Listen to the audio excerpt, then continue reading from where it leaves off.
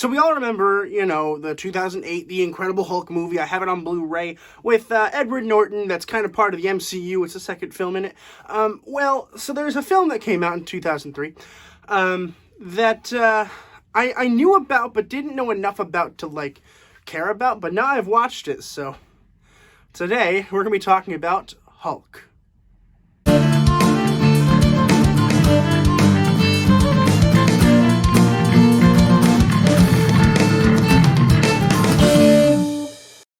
Hulk was released in 2003. It was written by John Turman and Michael France and James Schumas, and directed by Ang Lee, I'm not sure how it's pronounced. So, first of all, no spoilers, but the general idea is it is about this man named Bruce Banner who has a kind of a troubled childhood where his father and his mother were these scientists experimenting with gamma radiation, and they get Bruce infected with some weird gamma radiation that isn't active yet. Then Bruce Banner grows up, his parents have left him, and he also becomes a doctor experimenting in gamma radiation. And he ends up unlocking this thing inside of him so that whenever he turns angry, he turns into this big angry Hulk that you've seen from previous Marvel films. Or maybe you haven't, and this is your first introduction to the MCU or Marvel in general. And first of all, wow. Second of all, you're wrong. You've heard of the Hulk. So, I should mention first, I did not hate this film. In fact, there are a lot of elements in it that I liked. So I'm going to send a lot of the video talking about that. And then at the end, I'll briefly talk about the obvious things that I didn't like about the film. But first, I love the directing of this film. I think it's awesome. I really do. They use a lot of really cool techniques to make you feel like it's a comic book. And I did. I was sitting here and I got this childhood excitement that I haven't felt inside me for a while. I'm just like, whoa. I feel excited about this weird comic book movie thing. And it feels like a comic book. It really does. They have these moments where they do split screens. They have this whole comic book panel thing a few times. They do these awesome transitions that are really, really awesome. The story itself is pretty cool too. I think it actually gives Bruce Banner a much better backstory than The Incredible Hulk did. I think that if we had kept this backstory, The Incredible Hulk would have been a much better movie. I actually really, really like Hulk here. I really do. I enjoy the story behind it. I think that Jennifer Connelly's character, Betty Ross, who we do see in the 2008 film, has much more to do in this film, which I appreciate. In the 2008 one, she just kind of houses Hulk for a little while, and that's it. In this one, she really seems to care about him, but also is kind of scared of him. And then, of course, now we have her father, as always, as General Ross, who's really cool, and I really appreciated it. I think that the performances given by Connelly and Eric Bana were very, very good. I actually really like Eric Bana as the Hulk. I prefer him over Edward Norton, actually. And yeah, the Hulk doesn't look exactly like Eric Bana, but it kind of does. He just got this wide face, and I don't know. Yeah, it's not perfect. It's not going to be. It's 2003, but it worked. The special effects were definitely a low part of the film. I didn't really love them. I'm not supposed to. It's 2003, although I guess I should say that Spider-Man had already come out, and the special effects are pretty good. Still janky, though. If you think that Spider-Man isn't bad CGI-wise, you should rewatch Spider-Man, the first one, because it's a little janky. I will be reviewing those movies in November in preparation for No Way Home. Oh, no, December. I'll be doing it in December.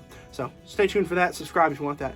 But this movie, it really did give me this kind of joy that I had not felt in a while, particularly at this moment in time in 2021, where I'm kind of starting to get Marvel fatigue, where, every time a movie comes out, I'm like, oh, I gotta go watch this. And I do, and I'm never, super stoked about it. This movie kind of brought me back to this time when I was first, finding the MCU, and the MCU starts coming out, and you're like, whoa, we're actually building a universe here, the Avengers, and this Hulk movie feels very fun.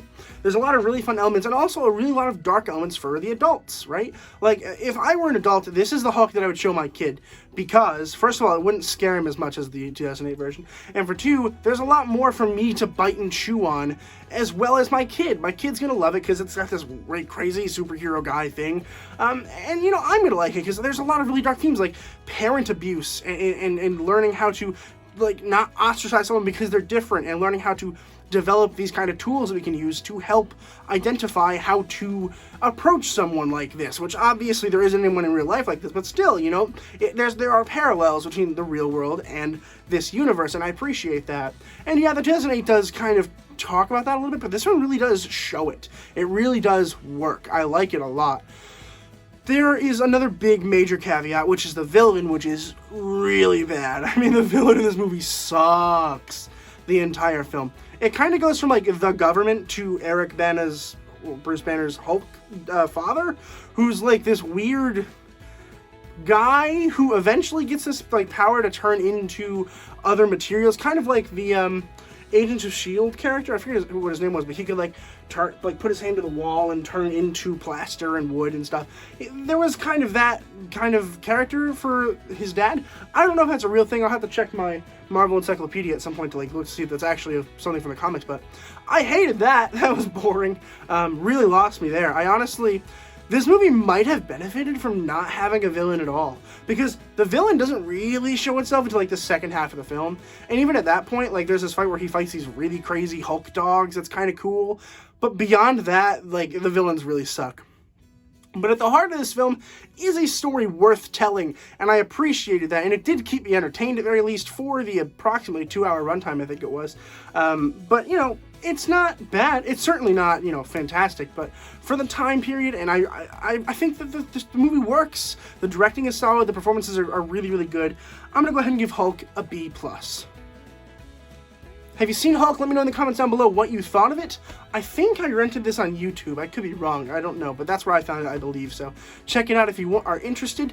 Please consider subscribing, because once we get to 200, I'm going to be doing a 8-hour-long variety show live. So definitely subscribe if you want to see that. And as always, keep watching movies and television. Stay educated, and I'll see you guys in the next video.